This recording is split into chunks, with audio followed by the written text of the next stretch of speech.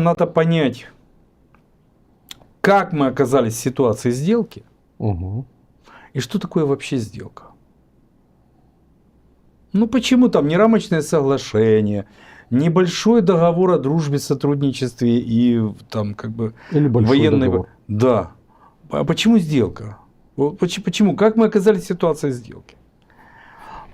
И вот как мы попытаемся изучить хоть немножко то, что немцы обозвали Rechtsgeschäft, да, потому что это пришло из немецкого права, из традиции немецкого обязательственного права.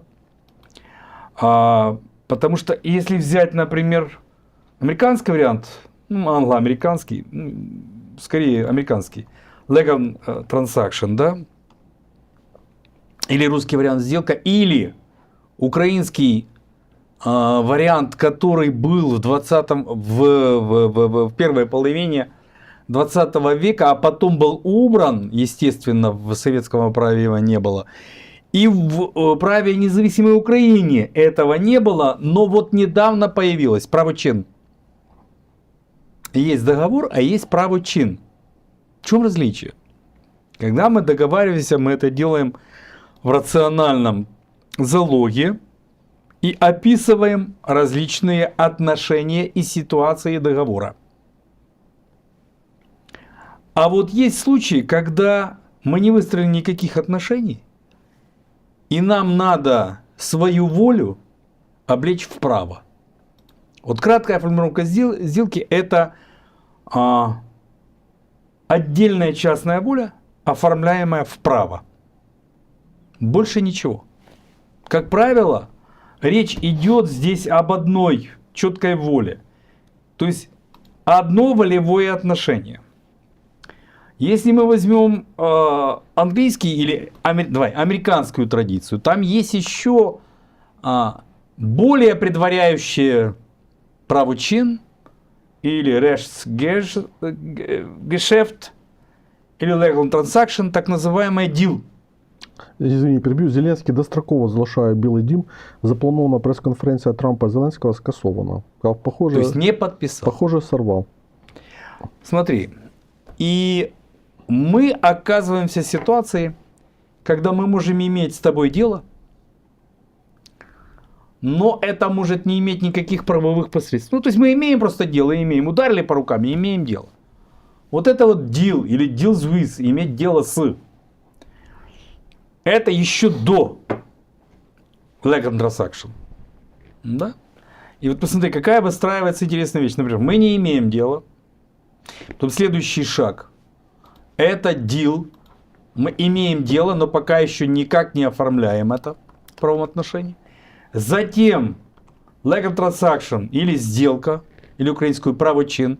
То есть мы волю иметь дело облекаем в правовое пространство, в право облекаем. И следующий шаг, это когда мы в процессе ведения дела вступаем в те или иные разные отношения, ситуации, ограничения, и мы хотим более подробно прописать наши отношения. Тогда возникает договор. Украинская война со Штатами именно так и шла. Вначале мы имели дело. То есть они делали нам поставки, помогали в развединформации, в предоставлении спутников и так далее, интернет и тому подобное. То есть мы имели дело. А затем мы сделали очень спорную вещь. Я сейчас тебе расскажу об этой спорной вещи. Ну, в каком смысле расскажу? Обращу твое внимание, потому что наверняка же ты об этом знаешь. Когда мы имели дело и понятно было, что НАТО не срабатывает, мы с 23 по 24 год заключили 28 соглашений. Угод. С кем? Договоров. С 28 странами. Ты безпековые договора имеешь в виду? Да, договора о безопасности. Среди прочих договоров о безопасности у нас есть так называемый договор о безопасности с Соединенными Штатами. Он был заключен 13 июня 2024 года, то есть в прошлом году. Позволь тебе процитировать українську Вікіпедію. У разі нападу або загрози агресії щодо однієї зі сторін, угода передбачає серйозне занепокоєння іншої сторони. Все. Ратифікація цієї угоди Конгресом не передбачена, вона підписана лише президентом США, тож будь-який президент США може її денонсувати. Вот я хотел бы задать вопрос. У нас был Будапештский меморандум. Огромный аппарат работал, не покладая рук, на то, чтобы заключить 28 соглашений. К чести их, например, соглашение с Британией, с Германией, с Францией более развернуто. Ну, например, если взять, например, британскую как бы соглашение, то этот документ формализовал как бы помощь в сфере безопасности, обмен разведданными, кибербезопасность, медицинскую и военную подготовку, оборонно-промышленное сотрудничество. То есть это фактически рамочное угода, ну, как бы соглашение по безопасности, и тут хоть есть о чем-то говорить. Ну, она заключена на 10 лет, как бы ее понятно. Одно непонятно. А зачем было заключать вот это вот так называемую безпековую угоду с США? Или, если мы ее заключали, то про какую безопасность тогда мы говорим в попытке сделки по редкоземельным металлам? То есть вот то, что говорил наш президент. Что нам нужно безопасность. То есть у нас есть угода по безопасности. Мы хотели как-то больше безопасности. А эту зачем заключили? То есть в чем как бы смысл был? Это была ширма. Это была ширма такая, показать, что Юр, вот идет какой-то процесс, что мы куда-то движемся. 28 стран. 28 стран. 28 ширм? Ты пойми, я просто понять хочу, как мы оказались в этой ситуации. Это же мы не сегодня в ней оказались. Это же было целое направление так называемой международной политики, которая, не имея стратегии, потому что мы же за НАТО цеплялись до конца прошлого года.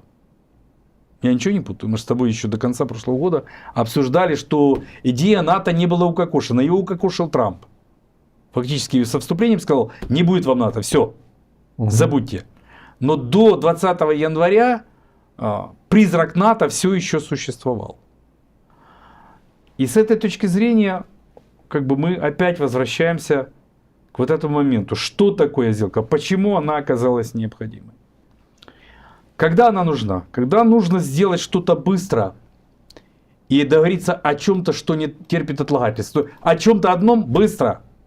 Без принципов, без идентичностей, без ценностей, без описания последствий, без санкций, без ничего. И в этом смысле, в чем суть сделки? Вот есть мы, есть Штаты, есть Россия. В чем суть сделки? Инициатором сделки выступил не Трамп. Не Трамп. Инициатором сделки выступил наш президент, когда вышел на трибуну парламента и сказал простую вещь. Здійснив правочин. Ну, то есть совершил предложение о сделке. Мы вам редкоземельные металлы, вы нам защиту и безопасность. Да? То есть президент Украины предложил сделку, не Трамп.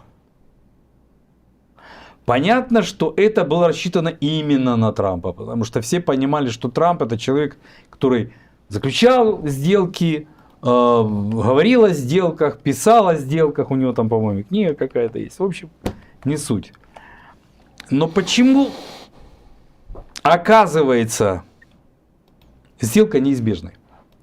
Это когда старые ценности, существующие договора, идентичности, принципы, на которых базируется политика, не работают.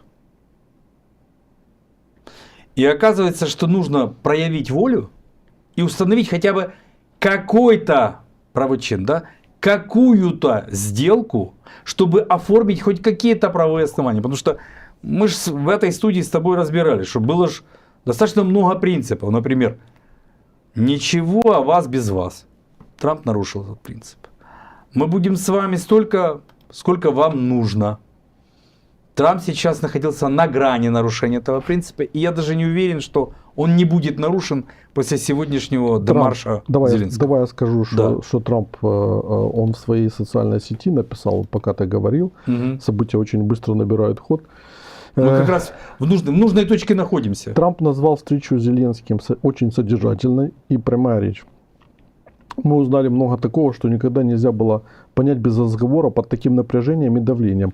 Удивительно, что вытекает вследствие эмоций, и я установил, что президент Зеленский не готов к миру, если к нему привлечена Америка, потому что он чувствует, что наше привлечение дает ему большее преимущество в переговорах. Значит, зато, говорит Трамп, он не хочет преимущества, а мира. Зеленский пренебрег США в их заветном овальном кабинете. Он может вернуться, когда будет готов к миру.